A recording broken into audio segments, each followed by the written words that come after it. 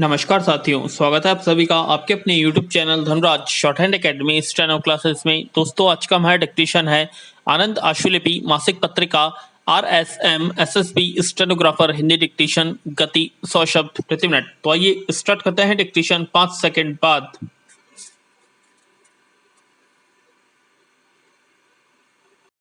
Start. महोदय, भारत की ओर देखने पर मुझे लगता है जैसा कि दिनकर ने भी जोर देकर दिखलाया है कि भारतीय जनता की संस्कृति का रूप सामसिक है और उसका विकास धीरे धीरे हुआ है।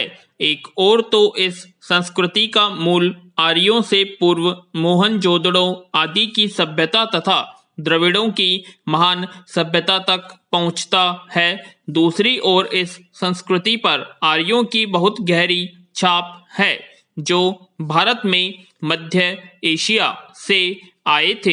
विराम पीछे चलकर यह संस्कृति उत्तर पश्चिम से आने वाले तथा फिर समुद्र की राह से पश्चिम से आने वाले लोगों से बार बार प्रभावित हुई है। विराम इस प्रकार हमारी राष्ट्रीय संस्कृति ने धीरे धीरे बढ़कर अपना आकार ग्रहण किया।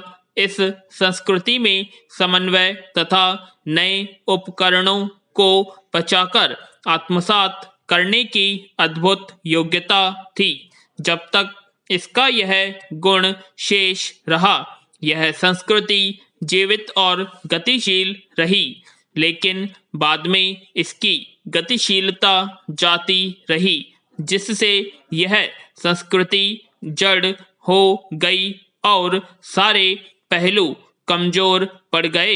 विराम भारत के समग्र इतिहास में हम दो परस्पर विरोधी और प्रतिद्वंद्वी शक्तियों को काम करते देखते हैं।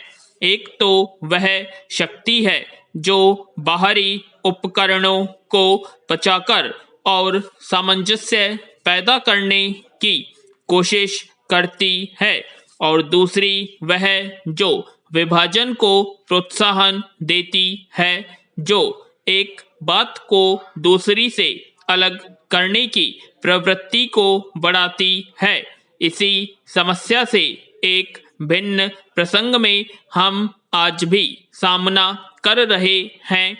आज भी कितनी ही बलिष्ठ शक्तियां हैं जो केवल राजनीतिक ही नहीं, सांस्कृतिक एकता के लिए भी प्रयास कर रही हैं, लेकिन ऐसी ताकतें भी हैं जो जीवन में विच्छेद डालती है, जो मनुष्य मनुष्य के बीच भेदभाव को बढ़ावा देती है।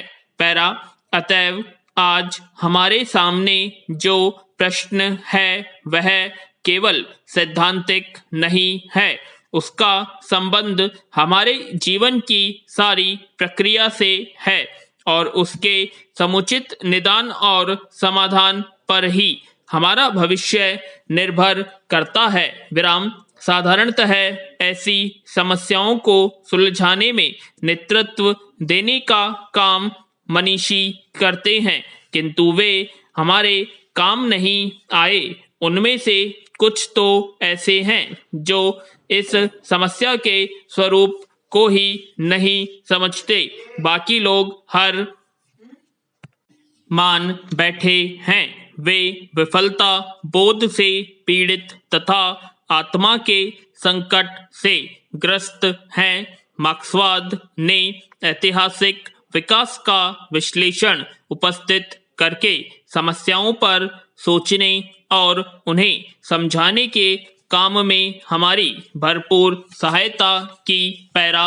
महोदय, गांधी जी का नाम आते ही हमारे मस्तिष्क में एक छवि उभर आती है।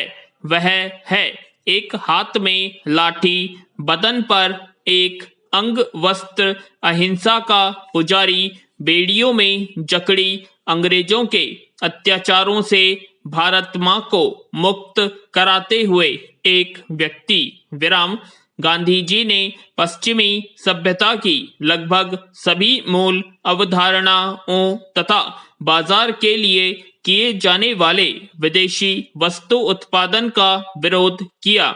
उन्होंने कहा कि अपनी आवश्यकता के लिए किया जाने वाला उत्पादन भी उत्पादन की श्रेणी में आता है।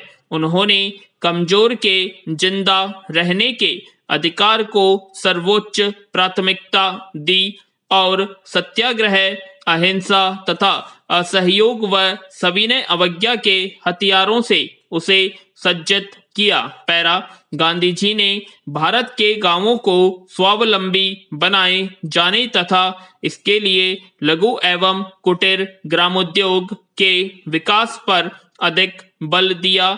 गांधी जी की इच्छा थी कि स्वतंत्रता का इस्तेमाल गरीबों और पिछड़ों की हालत सुधारने के लिए किया जाए। उनके अनुसार ग्रामीण अर्थव्यवस्था में सुधार लाए बिना देश की अर्थव्यवस्था नहीं सुधर सकती। वे अपनी कल्पना के गांव को आदर्श गांव बनाना चाहते थे। वे कहते थे कि हमें अपना सारा प्रयत्न गांव को स्वयंपूर्ण और आत्मनिर्भर बनाने में केंद्रित करना है। गांव अपनी आवश्यकताओं को ध्यान में रखते हुए उपभोक्ता वस्तुओं का उत्पादन करेगा। ग्रामोद्योग की यदि यह विशेषता कायम रहे तो फिर गांवों को यह छूट दी जा सकती है कि वे बिजली का और ऐसे आधुनिक यंत्रों और उपकरणों का उपयोग करें जिन्हें वे स्वयं खरीद सकें। उनका उपयोग दूसरों के शोषण के लिए नहीं होना चाहिए। विराम गांधी जी चाहते थे कि प्रत्येक व्यक्ति को पूरा काम मिलना चाहिए जिससे कि वह अपना जीवन निर्वाह भली भांति कर सके। वे अमीरी गरीबी की खाई को पाटना चाहते थे। उनका कहना था कि मेरे सपनों का स्वराज्य गरीबों का स्वराज्य है। आपको भी जीवन की वे सभी आवश्यक चीजें उपलब्ध होनी चाहिए जो संपन्न वर्गों को उपलब्ध होती हैं। विराम लेकिन इसका मतलब यह नहीं कि आपके पास भी कोई उनके जैसे महल होने चाहिए, लेकिन आपको जीवन की वे सभी साधारण सुख सुविधाएं अवश्य मिलनी चाहिए जो किसी अमीर आदमी को मिलती हैं। मुझे इसमें जरा भी संदेह नहीं है कि जब तक स्वराज्य में आपको इन सुख सुविधाओं को मिलने की गारंटी नहीं मिल जाती तब तक वह स्वराज्य अधूरा रहेगा। विराम पैराम महोदय गांधी जी ने श्रमिकों को उनके श्रम का महत्व समझाते हुए कहा था कि वास्तव में श्रम भी धातु के सिक्कों के जितना ही द्रव्य है। यदि कुछ लोग किसी कारखाने में अपनी पूंजी लगाते हैं तो आप उसमें अपना श्रम लगाते हैं। जिस तरह पूंजी के बिना श्रम बेकार हो जाएगा, उसी तरह आपके श्रम के बिना दुनिया की पूंजी भी पूरी तरह बेकार हो जाएगी।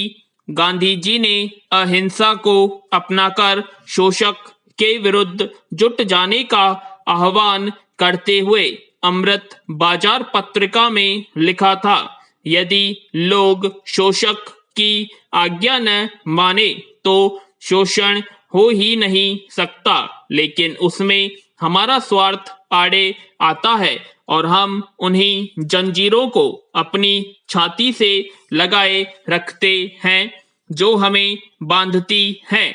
यह चीज समाप्त होनी चाहिए। पैरा गांधी जी मानते थे कि मशीनों के अंधाधुंध प्रयोग से बेरोजगारी की स्थिति उत्पन्न होती है। इस कारण वे श्रम प्रधान उद्यम का समर्थन करते थे, परंतु वे यंत्रों के विरुद्ध भी नहीं थे। उन्होंने कहा था, मैं विज्ञान के ऐसे हर आविष्कार की प्रशंसा करूंगा जो सबके लिए हितकर हो विराम, पर मैं ऐसे यंत्रों के विरुद्ध हूँ जिनसे श्रमिक बेकार हो जाते हैं और शक्ति थोड़े हाथों में केंद्रित हो जाती है।